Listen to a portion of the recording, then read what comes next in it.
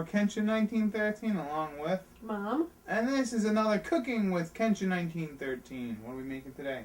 Apple fritters. Yes, my mom's city famous apple fritters. We didn't know what to call it. And I want to call it famous because I'll tell you why it's famous in a moment. Okay, first off we need apples. What kind of apples? You can actually use any kind that you prefer.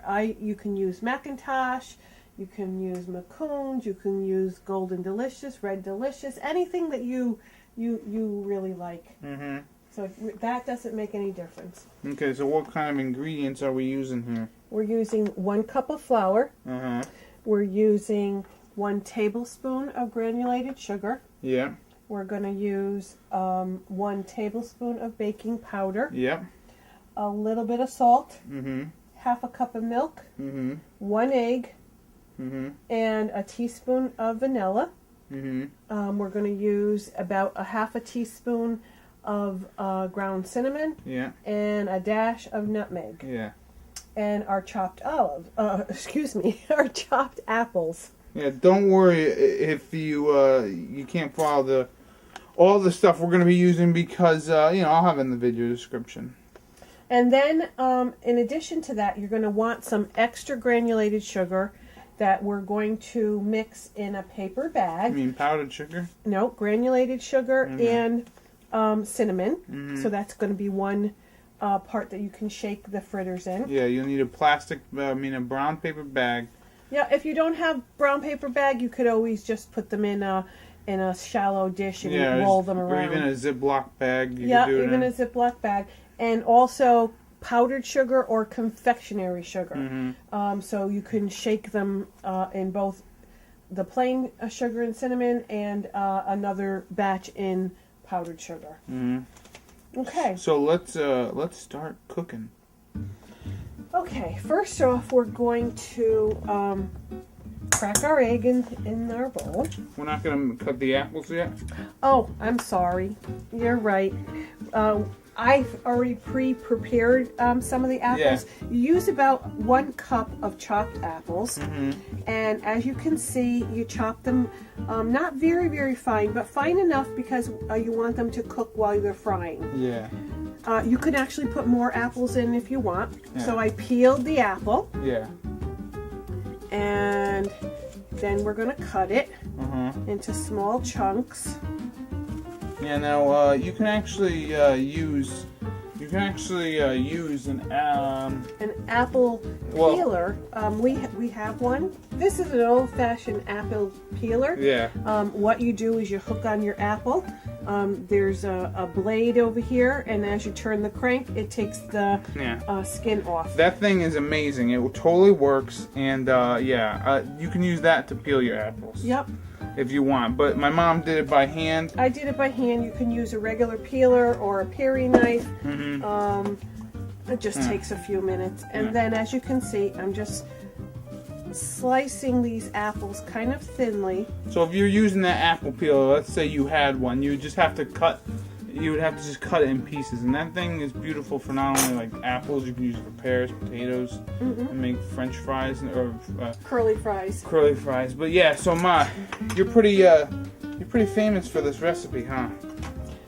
Somewhat. Yeah. So what ended up happening was, I guess, why don't you tell the story? I mean. Well, our local newspaper, many, many years ago, it's actually going over 30 years ago, used to have, in their Wednesday section, they would have send in recipes, and then they would feature a cook of the week. Mm-hmm. And so it happened to be the fall time, and they were looking for fall recipes. And I ended up sending in this fritter recipe, an apple cake recipe, and I believe one other apple recipe. Yeah, we're gonna put the picture up on the video while we're talking. And so a few weeks after, I got a phone call from the local newspaper saying that they'd like to feature me in the paper for that coming week with my apple fritter recipe. Yeah. So I had a reporter come to the house. They took a photo. I ended up making the fritters for them, and ended up getting into the newspaper. Yeah, it's pretty cool. We even, like I said, we still have the clipping, and like I said, I'll probably show it sometime during Okay. during the episode. So we added our egg. I'm going to add our sugar to that and mix it up. So again, how many apples did you need? I did 3 apples cut. Yeah. You just have to see, because sometimes you'll get a giant apple, so you might only need one and a half. You said a cup and a half, basically? About a cup and a half. Okay. So now we're going to add to this our milk. Yeah, so it's one egg, the granulated sugar, and the milk. Okay. I'm going to add my vanilla next. Let me tell you a story about vanilla, alright? You know, that's one of my favorite smells of all time is vanilla, and one time I actually was like, man, this smells so good. I'm going to try it. And what ended up happening was I tried a little bit of it, and it tasted like, So, in case you people haven't ever tasted vanilla, don't. Just smell it. It smells wonderful. But don't taste it.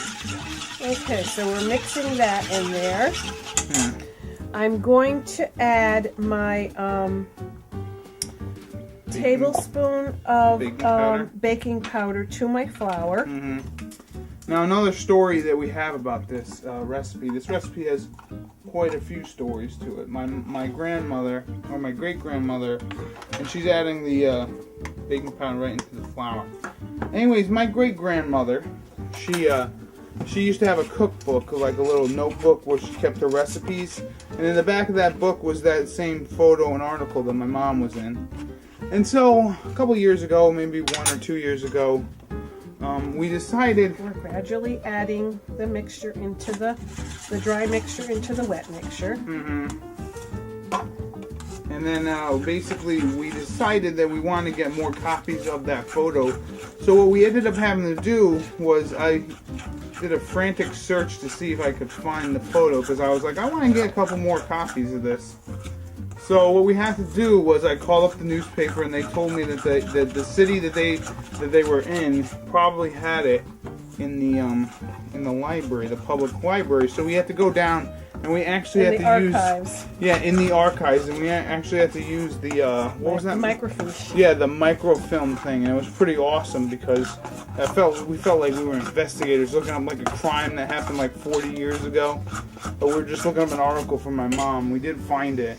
I'm just going to add a pinch of salt, so that's just a couple of little shakes. We did find it, and actually the scanned copy that we made of the actual thing is better than the one we got down at the archives. But it was still damn cool.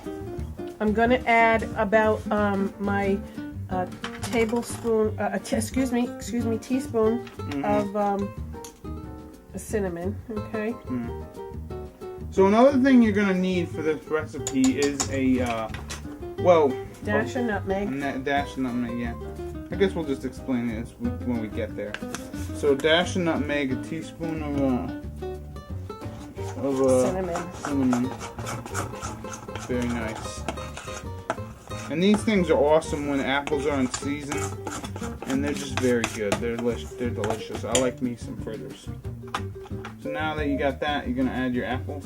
I'm gonna add my apples into here. That smells yummy. Now, do you know a trick of how to keep apples from oxidizing? You add a little lemon juice onto them. Yeah, that's a good little trick. If you ever have to, if you want to stop your apples from getting brown after you cut them, you put just a wee bit of lemon in it. Okay, here we are with our batter. Now this will make probably about 12 to 16 fritters. And when I do it, of course, for the family or if I'm having company, I usually double the batch or make a couple of different batches to fry. All right, here we are. We're actually using. I have a Fry Daddy, so it's a deep fryer. I usually only use this fryer when I'm cooking some type of a dessert. Frying my fritters. I make another kind of a cookie in it. Yeah. So it's not used often. So I don't use it often, and usually I change the oil out. This looks like it's smoking now, so we want to get it's very hot. One thing that you have to be very, very careful when you're using oil is to be very careful. Do not have children running around. Make sure it's in a secure place.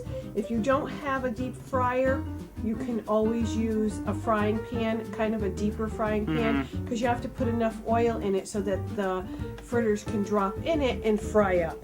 So let's start throwing in a couple of these. So yeah, you just want to be careful when you put them in that you just, that you don't plop them and make the oil spit on you. Yeah, you want to just dip them in. So we got our fritter mixture here. Okay, so as you can see, it's about a tablespoon or so.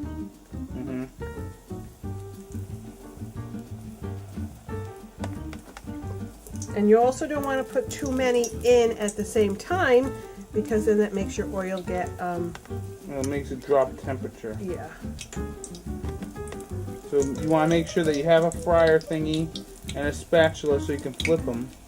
And you just want to let them get what, golden brown? Golden brown, as you can see. Come on, flip over. There we go. Yeah.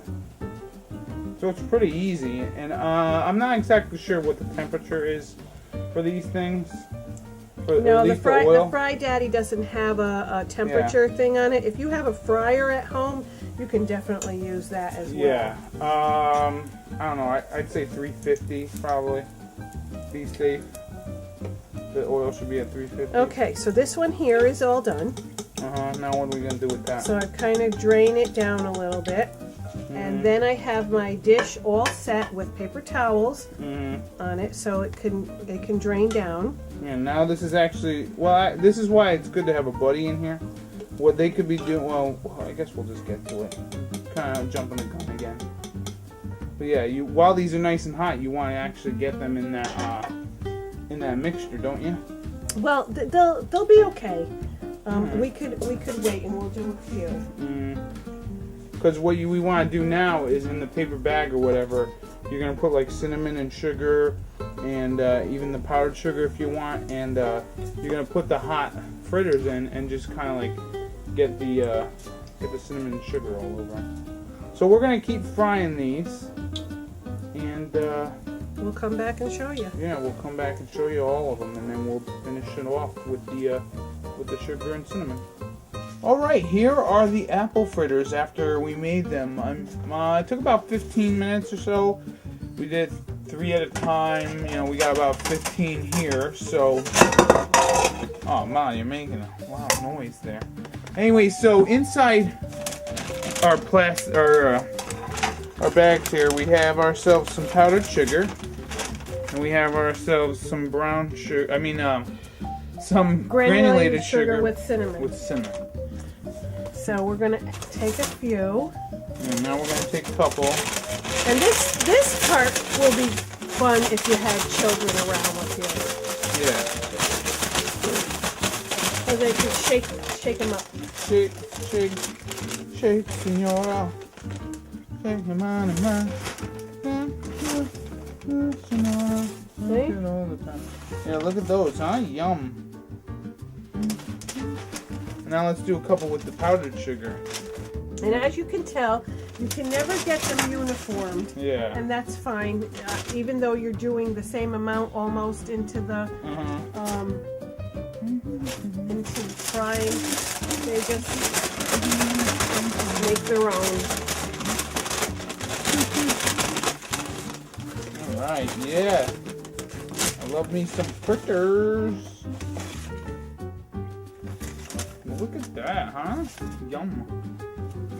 Alright, so we're going to finish doing these, show them off, all the pretty nice fritters, and then eat them.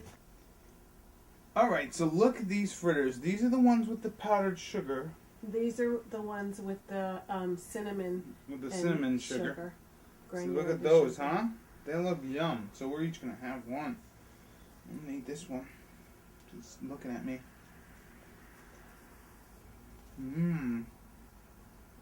Still warm inside. I know. You can put the powdered sugar on and the cinnamon sugar on while it's still warm, and then take a bite. Man, is it good! Tastes like an apple pancake. You know what I mean? And it's just so damn good.